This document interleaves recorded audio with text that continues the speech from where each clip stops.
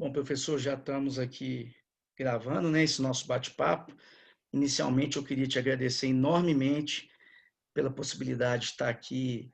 Eu sei que nessa agenda apertadíssima do professor, entre trabalhos forenses, acadêmicos, palestras, cuidados com a família, enfim, do professor estar disponibilizando um tempinho aqui para a gente ter um bate-papo de um tema que eu acho de suma importância, principalmente para os dias atuais, né?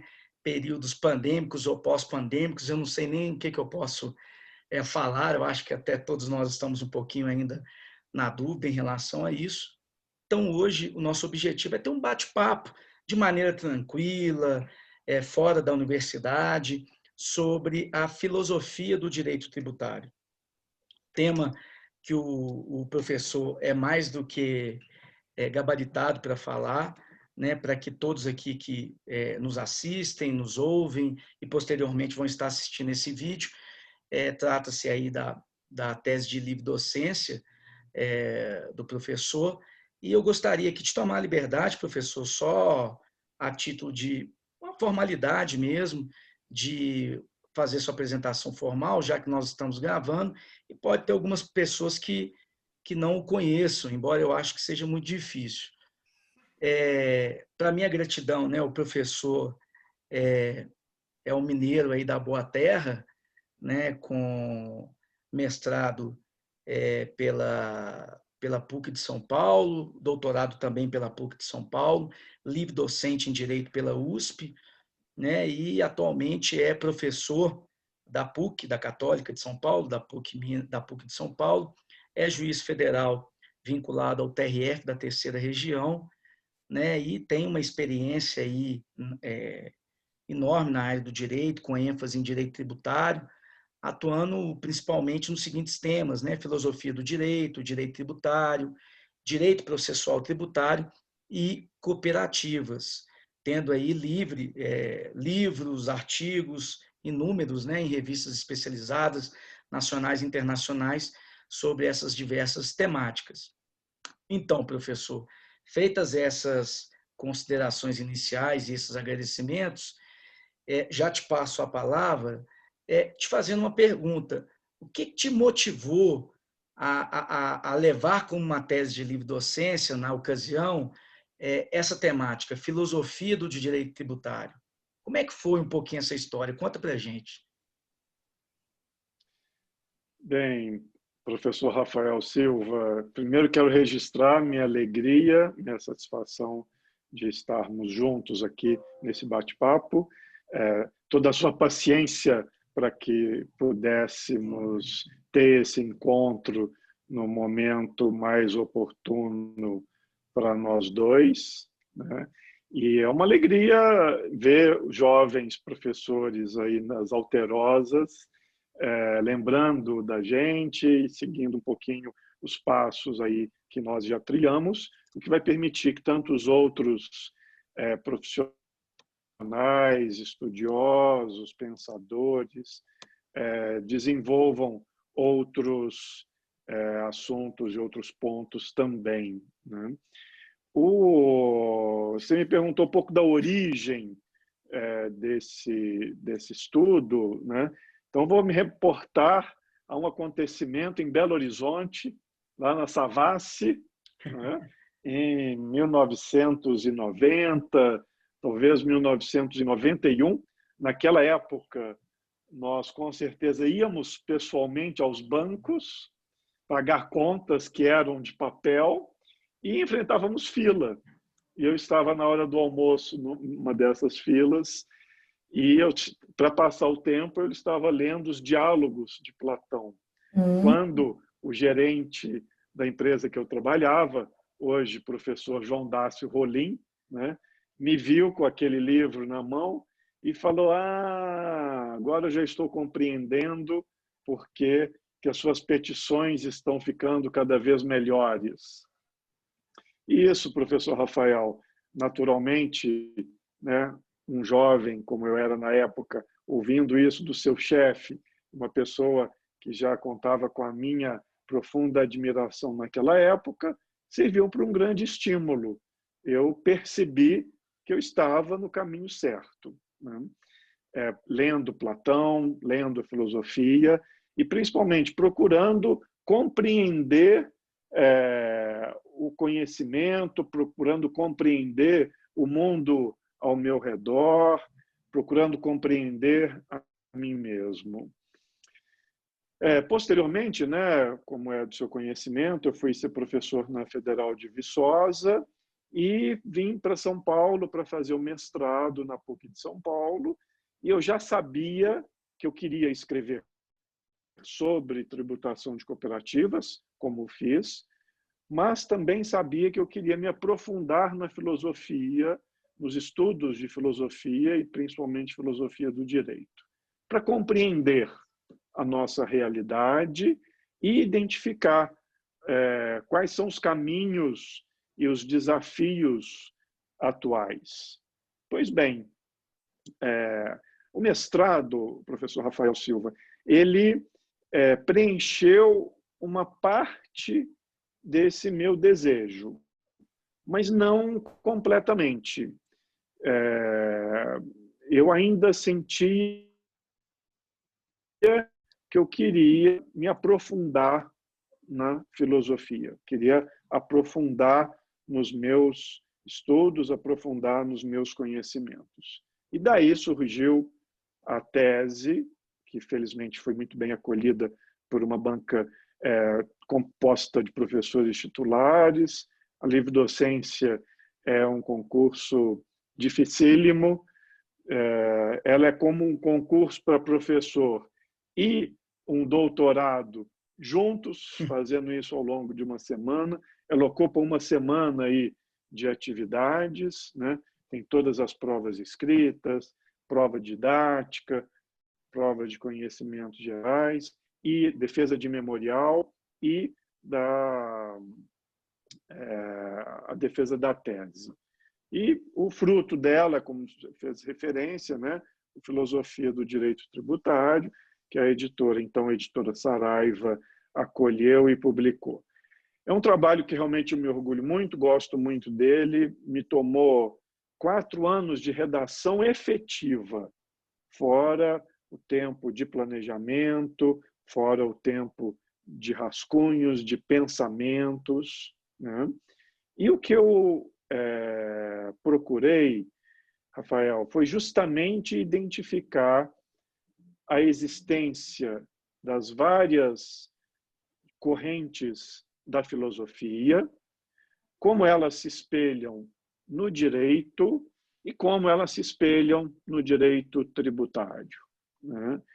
E hoje eu percebo que esse trabalho, com ele eu tenho as verdadeiras estruturas do meu pensamento, né? É como se hoje eu pudesse eventualmente construir mais uma laje na minha construção, porque eu tenho um embasamento que foi solidificado pela filosofia, né? Tanto com aspectos teóricos como aspectos práticos. Então, não apenas ali do conhecimento, o que é a teoria do conhecimento propriamente dita, né? A lógica, a ontologia, como a teoria dos valores, a metafísica, e identificar que todos esses elementos, toda essa construção de conhecimento que no mundo ocidental tem 2.500 anos, tem 25 séculos, lá desde Platão, ela atende e responde a uma série de questões que são atuais. Então, hoje, por exemplo, sempre quando eu vou dar aula de classificação de tributos, eu me reporto à metafísica.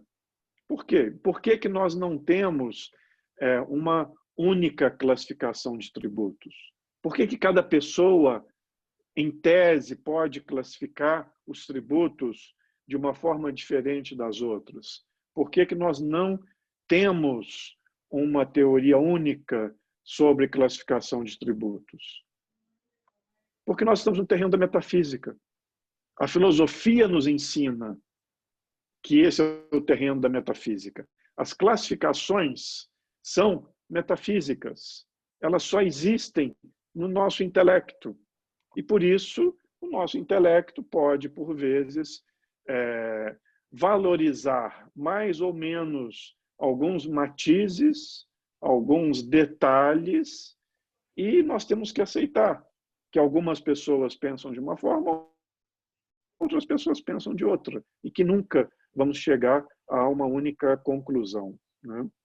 E também, apenas para terminar essa primeira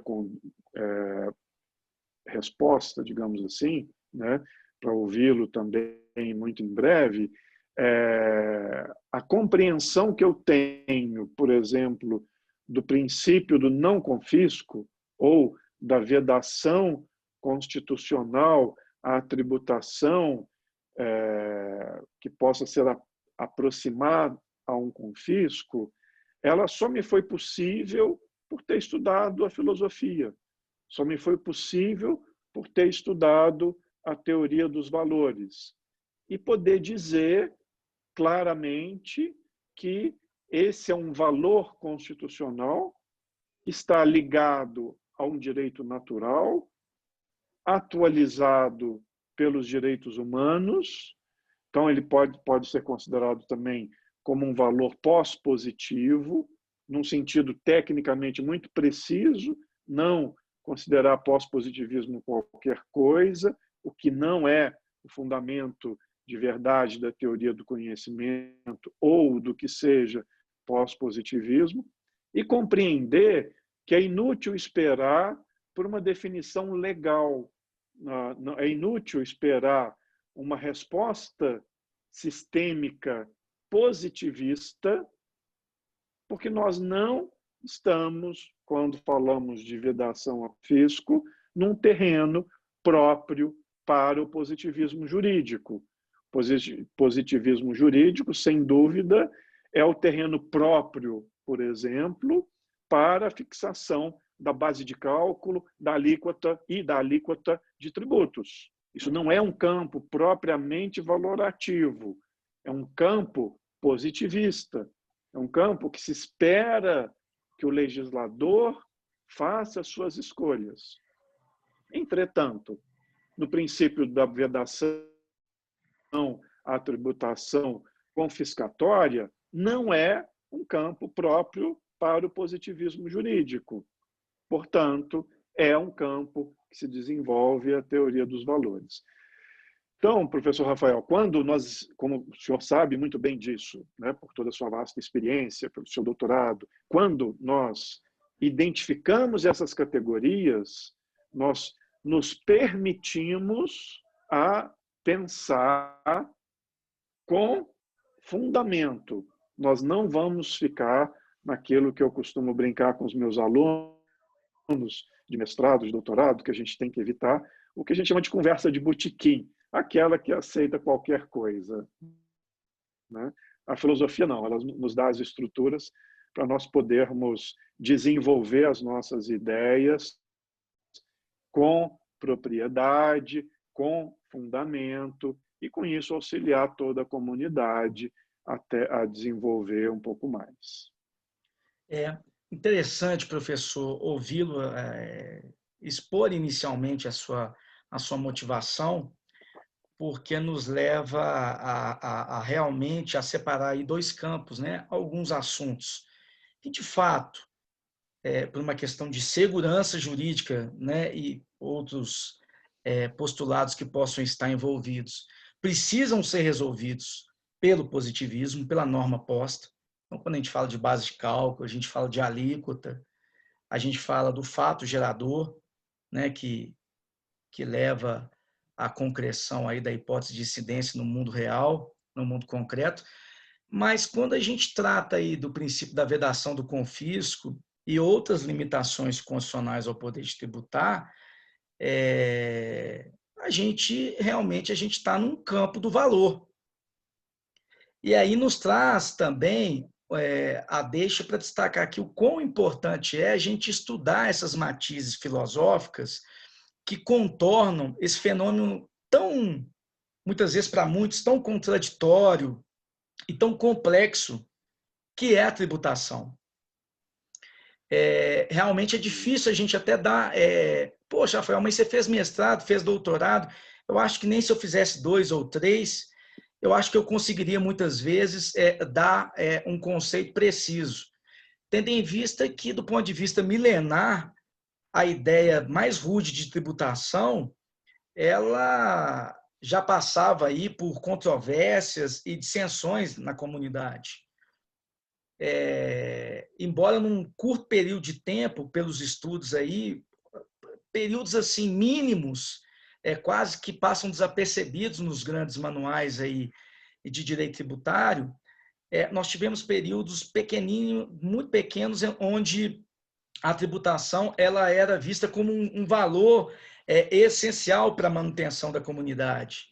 Depois ela passou, muitas vezes, a ser vista por parte dos cidadãos como uma contraprestação, claro que obrigatória, mas algo forçado, algo para muitos confiscatório, muito vinculado à ideia de devolução do que se investe, né, contribuinte, cidadão, Estado, e do que o Estado possa repassar em contrapartida para os cidadãos, embora isso, para mim, com devido respeito àqueles que pensam em contrário, eu acho que não é motivo para se evadir aí ou para gerar uma eventual desobediência civil em matéria tributária. Eu acho que aí a gente está num outro campo de discussão, mas um campo do direito financeiro, um campo da improbidade, enfim, um outro campo, né, que aí vai muito mais além do que a gente está debatendo, mas fato que me faz pensar o quão importante a gente trazer isso mais para as escolas, para a faculdade, porque o que eu vejo hoje, professor, e eu vejo como um jovem professor, que há um anseio muito grande do mundo, e eu não falo só dos nossos alunos, eu falo do mundo, em respostas prontas, como se fosse marcar um xizinho ali naquela prova de múltipla escolha. Uhum. Então, quando você chega em sala de aula, o aluno ele já chega para você na graduação e fala, olha, qual que é o macete para passar aqui na prova da OAB, em direito tributário, no nosso caso. Quando Uhum. você está numa pós ou no Sim. LLM, por exemplo, mais profissional, a primeira coisa que o aluno fala, olha, qual que é o macete para eu captar clientes, para eu conseguir fazer essa tese e prosperar nos tribunais. E eu não falo que isso não seja importante. É claro que isso é importante também, mas eu costumo dizer que para que você possa fazer isso, você tem que ter uma base muito sólida. Uhum. E essa base, ela notadamente, ela passa por questões filosóficas. Com certeza. Não, acho que não tem como a gente deixar de ir para Uhum. esse caminho, né? E, professor, uma pergunta que eu te faço.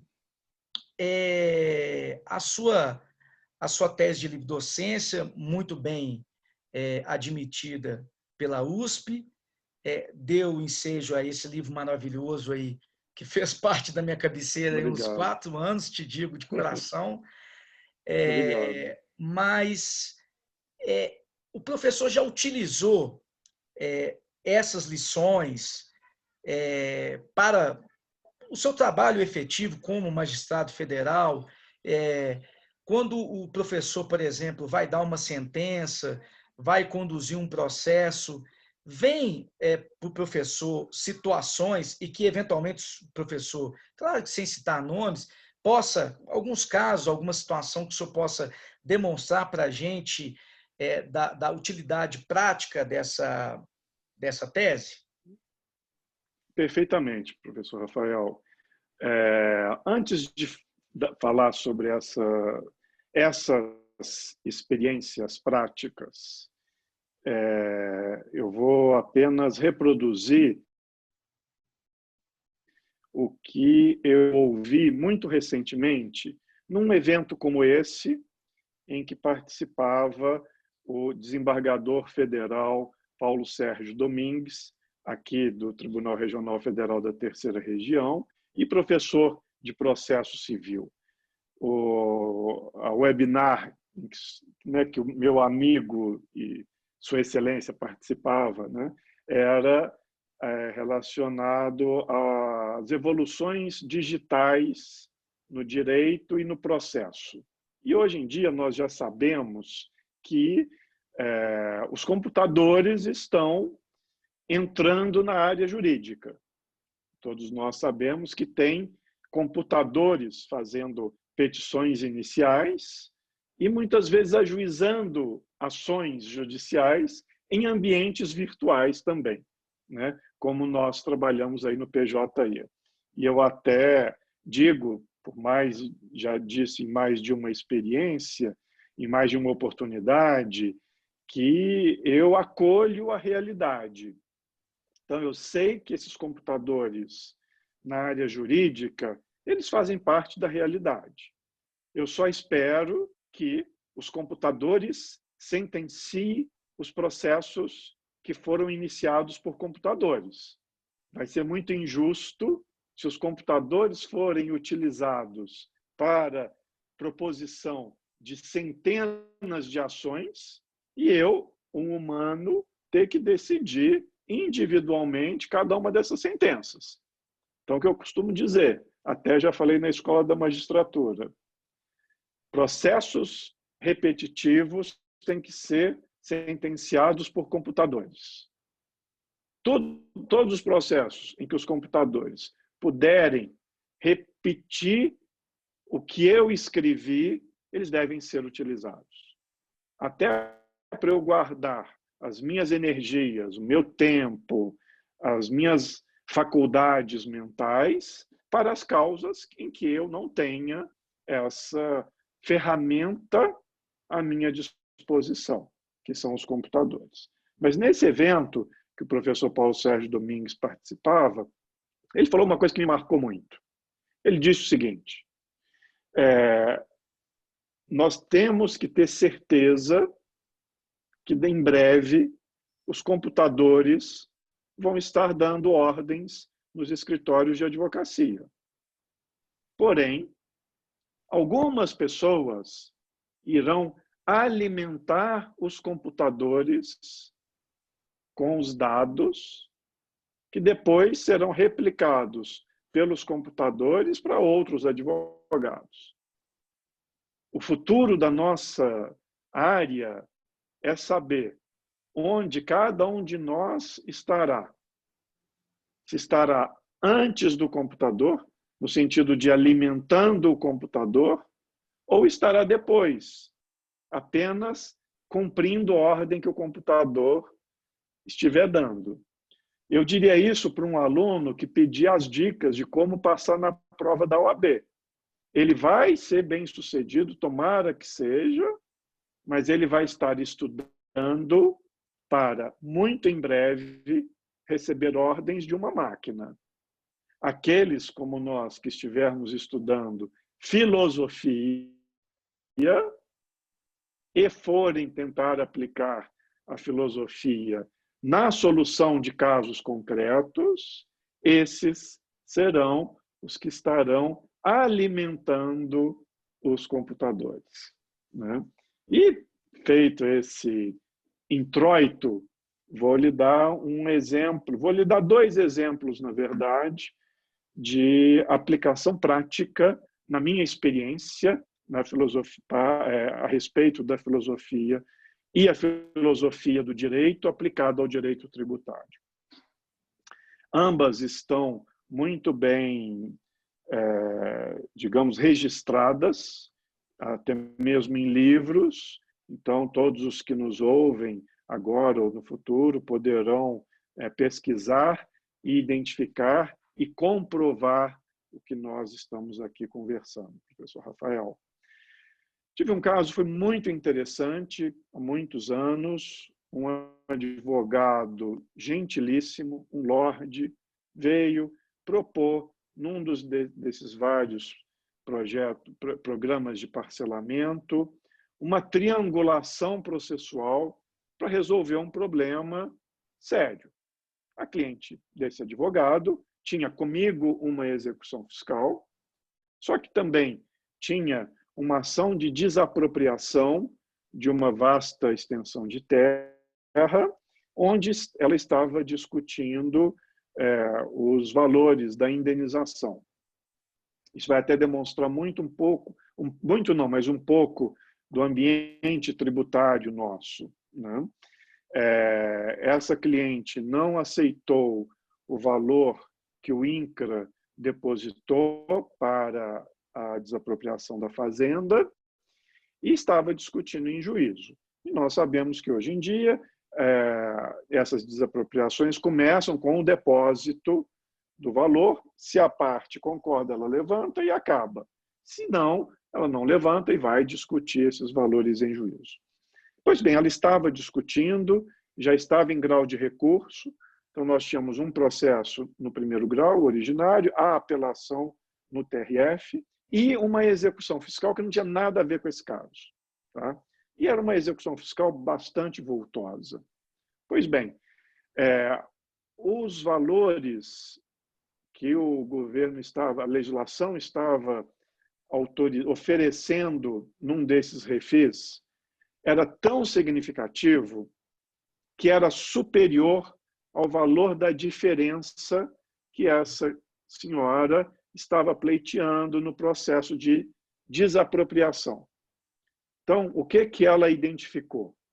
Que, se ela desistisse do processo de desapropriação, se ela aceitasse o valor que foi depositado, pagasse a execução fiscal com o refis, ela teria um valor econômico maior do que ela estava pedindo de diferença do valor da desapropriação.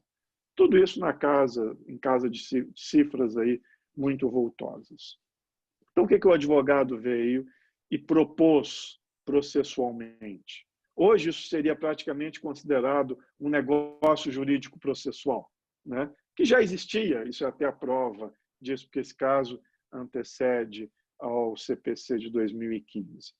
Ela veio propondo na execução fiscal se eu aceitaria a transferência dos valores da desapropriação e a extinção da execução fiscal, né? E ela levantaria a diferença. Eu consultei a Fazenda Nacional concordou. Com isso, eles levaram esses mesmos pleitos para o juiz de primeiro grau, levaram ao desembargador, consultaram as partes desse outro processo com apelação, todos aceitaram.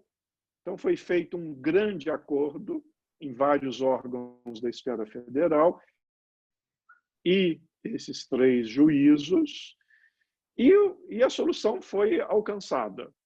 Ela desistiu da apelação, desistiu da ação de desapropriação, aceitou os valores que estavam depositados, e esses valores foram para a execução fiscal, para a extinção do crédito tributário, e ela pleiteava o levantamento da diferença. Tudo isso feito, extinta a execução, vista para a Fazenda, na verdade, antes da sentença, né, vista para a Fazenda para ela concordar com a conversão em renda que foi feita baseado em valores apresentados pela Fazenda Nacional. A Fazenda Nacional vem e pede 90 dias de prazo para confirmar o pagamento de uma conversão em renda que foi feita pela Caixa Econômica Federal sob minha ordem, na agência do próprio prédio onde eu atuo, do fórum.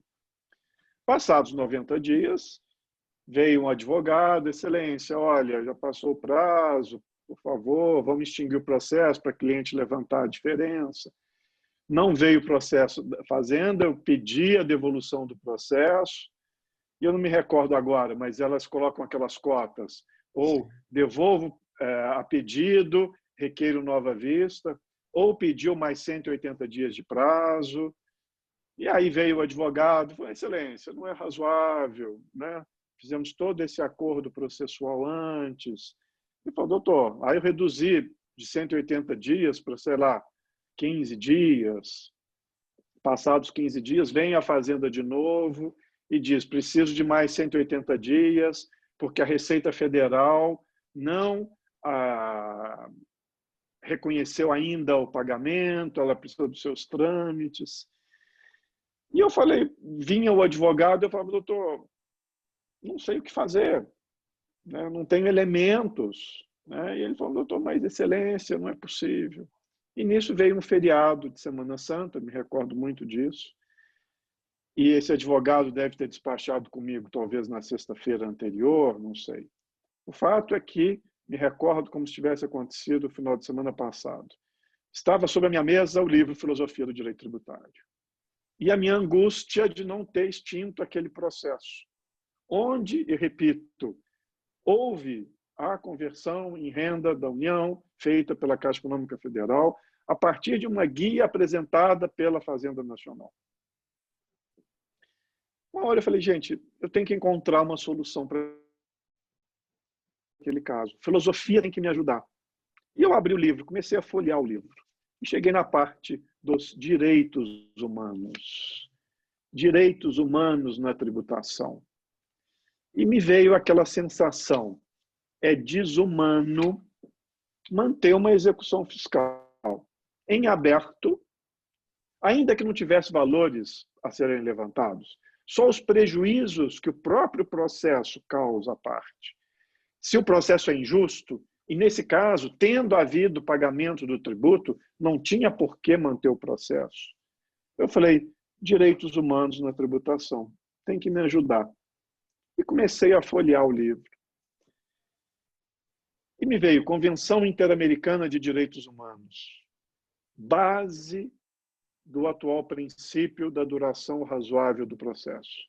Esse princípio veio acrescentado à Constituição Federal de 88, a partir do momento que o Brasil aderiu formalmente ao Pacto de São José da Costa Rica, ele teve que colocar dentro do sistema o princípio da duração razoável do processo.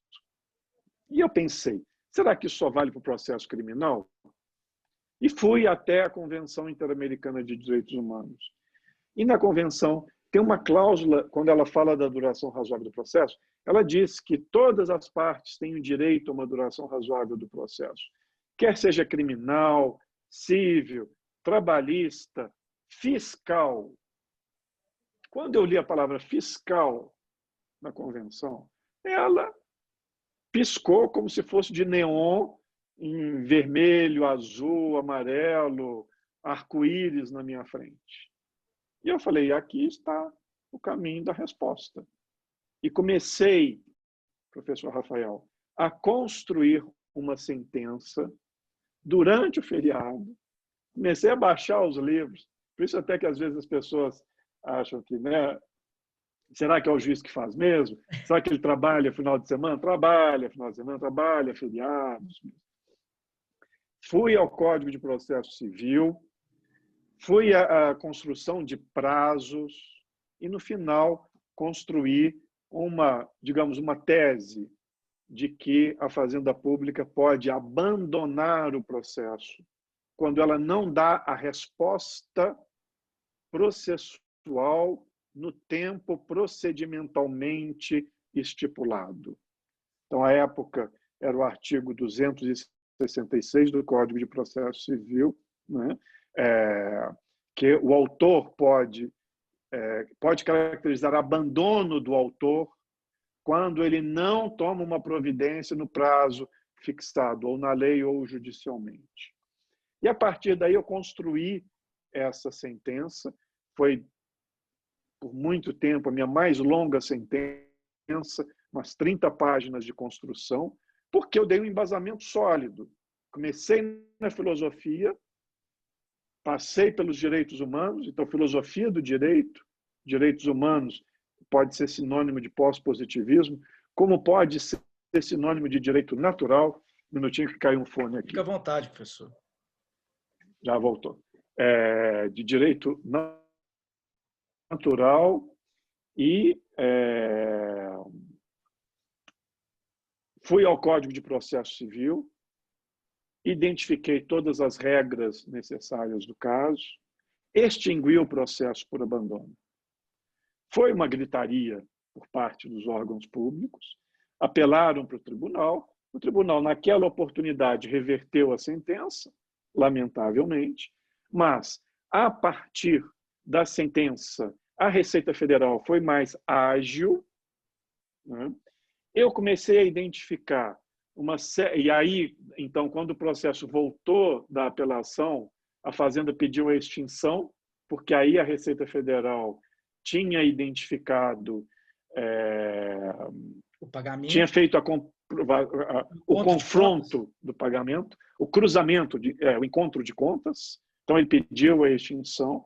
Só que eu fui verificando, professor Rafael, em vários outros casos em que a teoria do abandono ou a aplicação dos direitos humanos poderia ser caracterizada. Isso tem alguns aspectos. O mais concreto é, se os colegas pegarem, poderão até eventualmente, entre aspas, me culpar por isso, mas os colegas que forem fazer uma pesquisa no Refis, PAES, PAEX, mais recente, que tem alguns anos, né, verão que tem um artigo que diz o seguinte, ou um parágrafo que diz o seguinte: a Receita Federal e a Fazenda Nacional terão o prazo de 5 anos para confirmar o pagamento feito nesse programa. A origem desse dispositivo é essa sentença minha. Sentença, que bacana. Eu acho essa decisão, essa escolha legislativa hoje, que óbvio que foi que veio por medida provisória, portanto é da responsabilidade primária da Presidência da República, né? Eu a considero inconstitucional. O advogado que não quiser esperar 5 anos pela confirmação de um pagamento pode ir ao judiciário e dizer: fere o Pacto de São José da Costa Rica, fere o princípio da duração razoável do processo, tem a origem num atraso da Receita Federal, ou seja, ela descumpre o princípio da eficiência administrativa e tem campo para que o processo, em havendo pagamento, pedir a extinção para que o contribuinte não fique 5 anos esperando a confirmação de pagamento pela Receita Federal. Essa sentença foi publicada na revista do TRF, é uma revista eletrônica. Eu não me recordo agora o nome das partes, eu acho que é Lígia, mas enfim, quem quiser fazer um Google e colocar as sentenças minhas, não são tantas, publicadas na revista do TRF da Terceira Região, que é online, vai encontrar essa sentença, mas também saiu publicada nesse livro, não estou fazendo propaganda, só estou dando a fonte, saiu publicada antes também na revista Dialética, tem nas bibliotecas, então, que é a duração razoável do processo em execução fiscal. E depois, o jovem advogado voltou a me procurar quando teve o trânsito em julgado. Ele se chama Braulio Bata Simões, fez mestrado conosco, publicou esse caso em detalhe pela parte do advogado, né? Execução fiscal e dignidade da pessoa humana, né? E já defendeu, inclusive, esse razoável do processo de execução fiscal e esse caso até em eventos internacionais, no Superior Tribunal de Justiça, em março desse ano, na International Fiscal Association, na Holanda, acho que há uns 2 anos, enfim. Então, é só para dar um exemplo de repercussão concreta. E eu falei que eu ia fazer 2. O próximo vai ser mais rápido, né? Significou também a revisão da minha tese de doutorado, o livro Sujeição Passiva e Responsabilidade Tributária. Sempre tive uma angústia para compreender a súmula 435 do STJ, que transfere a responsabilidade tributária para o administrador quando há dissolução irregular. Professor Rafael Silva, eu só consegui compreender a súmula 435 quando eu passei a olhar a filosofia do direito tributário. Por quê? Porque essa súmula é um exemplo de realismo jurídico. Então, se a gente pegar o livro Filosofia do Direito Tributário, abrir na página 187, e o senhor, que tem o livro tantas vezes manuseado, e faço de novo meus agradecimentos, abrir o livro na página 187, vai ver realismo jurídico, né? Que é considerado um tipo de positivismo jurídico. A súmula 435 do STJ é o que é, porque os julgadores assim querem. Não é porque ela está aplicando uma legislação, porque ela não está, na minha opinião, e digo com a ênfase que falei, porque é objeto de meus estudos e publicado em outro livro, Responsabilidade Tributária de Terceiros, artigos 134, 135, em que eu explico isso. Não vejo como fazer a adequação da súmula 435 com o artigo que é mencionado pelo STJ, que é o 135 do CTN. O artigo 135 do CTN diz claramente: pelas obrigações tributárias decorrentes de atos praticados com infração de lei, contrato social ou estatuto. A dissolução irregular é aquela quebra sem haver processo, porque o processo de falência é caro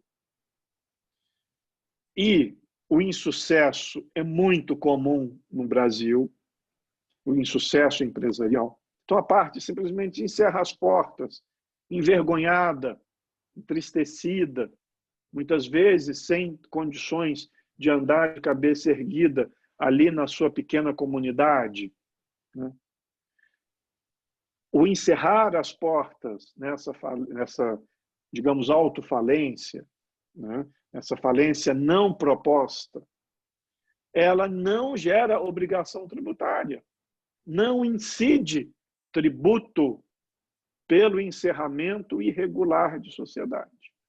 Então, não há como nós aplicarmos a legislação à hipótese regulada pela súmula. Qual a explicação? A explicação é realismo jurídico. Os juízes encontraram a saída que eles entenderam por bem. Nós só não podemos fazer subsunção. Então, quem quiser compreender a súmula, não adianta estudar livros de positivismo jurídico, não adianta estudar técnicas de hermenêutica jurídica. Por quê? Porque a decisão não tem equivalência na legislação. Então, as técnicas de hermenêutica vão ser todas mal sucedidas. Como encontrar uma resposta prática para a súmula 435? Compreendendo que os julgadores nem sempre aplicam a lei. Os julgadores, muitas vezes, criam respostas para o sistema. E muitas vezes contradizem o próprio legislador. E aí alguém que nos assiste com detalhe, com atenção, pode até pensar, será que o professor Renato estava, ou o juiz Renato, estava sendo realista quando ele aplicou prazos para a Fazenda Nacional nos seus processos? Eu deixo a resposta em aberto. Mas diria, entre aspas, para minha defesa, para dizer que ali não foi apenas uma questão de realismo jurídico, porque eu aplico a legislação positivada do início ao fim. E hoje, por exemplo, atualmente, todas as minhas sentenças em que eu aplico a tese de abandono, elas são mantidas pelo TRF. Aquela primeira foi reformada. Algumas outras, em seguida, foram reformadas. Depois, o próprio STJ compreendeu que os artigos do Código de Processo Civil mencionados têm aplicação à lei de execução fiscal. E hoje, quando eu aplico essa sentença, eu aplico com a certeza de que, pelo direito jurisprudencial de hoje, ela será mantida pelo TRF3. Então, exequente que quiser ser bem-sucedido na 10ª Vara de Execução Fiscal de São Paulo, federal, tem que andar rápido, porque, senão, o bicho vai pegar, a sentença de abandono vai comer e ele vai perder a causa, porque o TRF vai manter a sentença. Tudo isso, aplicação prática da filosofia. E o mais interessante, professor Rafael, finalizando, é que esses são os pontos de maior conflituosidade numa vara de execução fiscal. Quem for fazer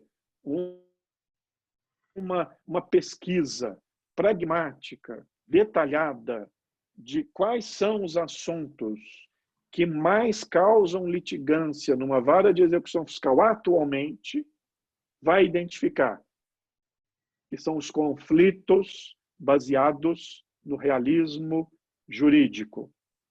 Súmula 435 do STJ e não aplicação pelo STJ de toda a legislação na interrupção da prescrição.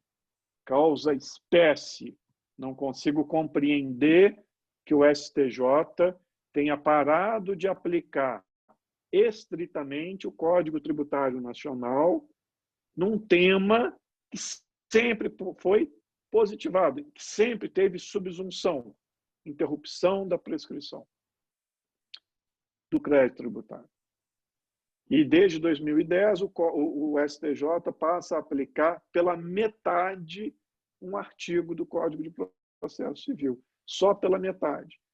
Interessante, a gente estuda interpretação sistemática na faculdade e vê na prática um tribunal cortando um dispositivo legal pela metade para aplicar só o que lhe interessa. Por que isso? De novo, a resposta está no realismo jurídico. Os ministros estão dando a resposta que eles querem e não a resposta que foi fixada pelo legislador previamente. E tudo isso só consigo compreender estudando continuamente a filosofia e aplicando-a ao direito tributário. Professor, eu te confesso que são extremamente ricas, né, os seus exemplos, a sua manifestação aqui para a gente hoje, porque demonstram que exatamente há uma aplicabilidade prática, totalmente prática. Se há algo mais prático do que execução fiscal, eu desconheço, né? Eu também. Eu desconheço da praticidade, que seja mais prático que isso. E veja bem, né?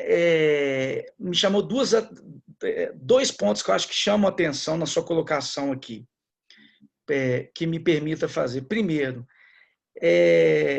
a busca incessante do julgador vocacionado como professor, que é também de, ainda que na função de juiz, buscar a resolução do caso concreto, né? Eu nem vou usar esse termo, que é um termo também para a filosofia muito complexo, né? De fazer justiça, mas de dizer o direito, de dar a devida prestação jurisdicional às partes, à sociedade, seja ela qual for, e aqui nós não entramos nesse mérito, mas fato é que isso demonstra também a importância de que a gente não pode desistir, né? O professor foi atrás de uma solução que você encontrou na filosofia do direito tributário, nos direitos humanos e etc., que extrapola o campo do positivismo dogmático, aí, jurídico, enfim, e que talvez no primeiro momento não teve o resultado nas instâncias superiores, como eventualmente se imaginava, mas que, pela maturação do posicionamento jurisprudencial, da cabeça dos julgadores, isso foi sendo modificado. Então, mostra a importância da persistência no bom sentido, não da persistência procrastinatória, mas no sentido realmente de prestar um serviço à sociedade. Então, assim, acima de tudo, eu te parabenizo. Quem sou eu para poder fazer isso, mas eu acho muito legal, muito bacana, nós, como cidadãos, escutarmos isso de um profissional do seu quilate. E o segundo ponto que eu acho super bacana, super interessante, que através dessa decisão você pôde fomentar, ainda que negativamente, mas você pôde fomentar a mudança infralegal por parte da Fazenda na concessão desses parcelamentos especiais no que se refere à questão do prazo. Mudança Olha, legal, mudança legal. a mudança Não legal. infralegal, legal, que foi o Legal, Congresso Nacional que aprovou. que aprovou. A mudança legal, perdão, Legal. desculpa. Não, Então, um prazer. né? Então, assim, eu acho super bacana isso, porque mostra que nós estamos sendo lidos, mostra Sim. a importância de buscar outros caminhos, ainda que essa mudança legal, salvo melhor juízo, possa ter a pecha de uma inconstitucionalidade ou não, não está aqui em caso a debate, mas fato é que nos levanta também a lebre da importância contra-argumentatória aqui do manejo da filosofia do direito tributário para situações em relação a essas. Então, eu acho espetacular. Já finalizando aqui, professor, porque o nosso tempo, eu sei que seu tempo também é muito caro, é interessante, né, que a gente vive e viveu durante muito tempo, não só o direito tributário, mas o direito, como uma ciência complexa que um mundo cíclico. Então, nós tivemos uma época em que o valor ele tinha uma sobreposição, né, à norma posta. Depois nós tivemos aquele famoso giro linguístico, né, que muitos gostam de falar, e passou-se a ideia de que o direito tributário, como outras áreas do direito público, para privilegiar uma suposta ideia de supremacia do interesse público sobre o privado, ele deveria ter conceitos universais. Ou seja, o que está descrito na norma deveria ser entendido literalmente por todos da mesma maneira, a fim de conferir aí uma segurança jurídica no seu máximo.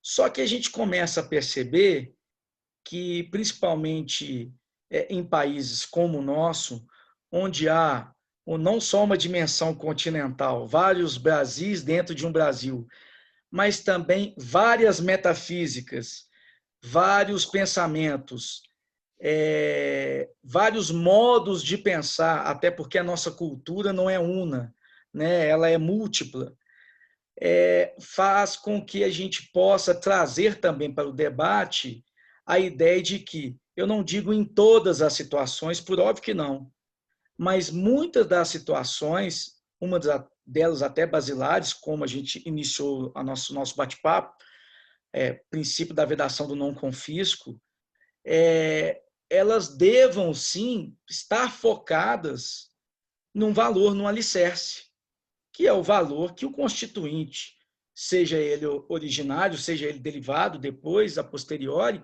quis dar, né, àquela disposição. Então, eu entendo que é impossível você aplicar o direito de maneira universal, abandonando aí o que eu vou chamar das ciências, ou talvez uma das nossas primeiras ciências, como a filosofia, como a sociologia, entre outras mais, tendo em vista que é importantíssimo para o julgador, para as partes e todos aqueles envolvidos nesse tão complexo mundo da litigiosidade e até da consensualidade, em muitos casos, como preconiza o novo Código de Processo Civil, é entender que nós, muito mais de sermos partes, muito mais do que sermos autoridades na condição de juiz, de procuradores, promotores, enfim, nós também somos partes desse mundo. Então, não há como eu afastar integralmente questões, por exemplo, agora a gente vê na pandemia questões sociológicas, questões que atentam à dignidade de todos, atentam ao mundo, né? Enfim, é impossível deixar eu abandonar algumas questões. Claro que eu não estou aqui a defender que o magistrado, ele, ao pôr a sua beca, ele vai decidir ao seu livre-arbítrio, sem qualquer fundamentação, por entender que aquilo é assim porque é assim, porque ele tem aquilo como valor em sua casa e vai ter que ser decidido de forma nenhuma. Não estou, de maneira alguma, pleiteando isso, mas apenas falando que todos nós, inclusive as autoridades, elas estão inseridas nesse mundo. Então, elas não estão numa bolha, resignadas, né, numa bolha ali. Elas vivem esse mundo, estão nas ruas e veem, né, os fenômenos sociais ocorrerem. Motivo pelo qual isso é muito importante ser transpassado também, em certo grau, em certa medida, em certa maneira, também para as nossas discussões, né? Então, professor, já finalizando aqui, que eu sei que a gente até esgotou um pouquinho o tempo, só uma última palavra aqui. Finalmente, se o senhor pudesse dizer para nós o que é uma filosofia de do direito tributário, em poucas palavras, o que o professor poderia nos dizer? Eu diria que, em poucas palavras, a filosofia do direito tributário é o pensar todo e qualquer assunto em matéria de tributação. Todo e qualquer assunto. Sempre, sempre, sempre que qualquer pessoa pensar em tributação, ela estará fazendo, quer tenha noção disso, quer não tenha, estará fazendo um exercício de filosofia do direito tributário. Por quê? O filósofo é o amante do pensamento. E sempre que a pessoa pensar, se ela pensar, será que eu devo pagar esse tributo? Ela está filosofando. Quando ela não pensar e pegar a guia recebida e pagar o tributo, ela estará filosofando, sabendo disso ou não. Porque a filosofia permeia todas as nossas atividades. Porque o filósofo é o amante do conhecimento, é o amante do pensamento, é o amante da dúvida. E mesmo quando nós não temos dúvida, isso significa que, na verdade, nós pulamos a pergunta, mas ela existe. É verdade. Quando nós simplesmente pegamos uma guia que recebemos pelo correio, de vez em quando isso ainda acontece, e vamos ao banco e pagamos, ainda que seja eletronicamente, isso é uma conduta positivista. Quando a gente reflete, é uma postura de direito natural para pensar o mínimo, né? Então, professor Rafael, encerro dizendo: a filosofia permeia todas as nossas condutas, inclusive todos os nossos pensamentos. Professor, obrigado. Te agradeço Foi um prazer. enormemente pela oportunidade de estar tendo essa interlocução com o professor. Espero um dia ainda poder ir aí a São Paulo, cumprimentá-lo pessoalmente. Depois, vamos tomar um café pessoalmente. Com o maior prazer. Depois eu vou também compartilhar com o professor o meu endereço, e também gostaria de pegar com o professor o seu, para eu te encaminhar alguns livros que eu tenho, né, que são aqui muito humildes, né, muito aquém aí da vossa sabedoria, mas faço questão de encaminhar aí para o professor. E queria, mais uma vez, assim, agradecer, porque eu sei o quanto é difícil hoje a gente conseguir customizar, vamos assim dizer, né? Customizar todos os nossos compromissos, mas sabendo ainda que há uma oportunidade ainda para a gente ter uma horinha para aprender mais e mais aí como professores do seu quilate. Muito obrigado, professor. Precisando de qualquer coisa, me coloco à sua disposição aqui nas Alterosas. Né? Esse Muito mineiro obrigado. aqui bem simples, mas estou aqui à disposição. Que bom, um prazer, viu? Foi uma alegria termos essa hora de conversa e de filosofia, e exercício de filosofia. Muito obrigado pelo convite, muito obrigado a todos que nos assistem, muito obrigado aos que vierem a nos assistir.